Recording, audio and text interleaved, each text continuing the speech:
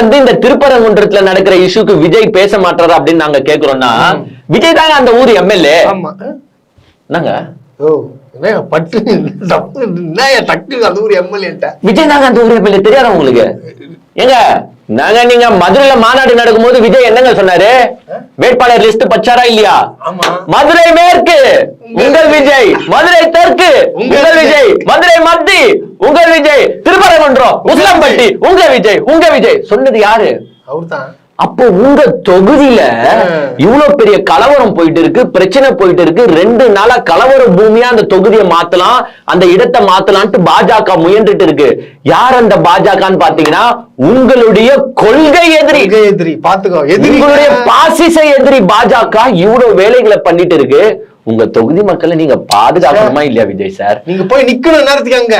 ஆனா நீங்க பனையூர்ல போய் தூங்கிட்டு நான் ட்வீட்டும் போட மாட்டேன், அதை எதிர்த்து ஒரு வார்த்தையும் பேச மாட்டேன்னு சொல்லும் போது கேட்க வேண்டியது எங்களுடைய ஜனநாயக கடமையா கிடையாதா? வேற எதுவுமே நாங்க கேட்கல.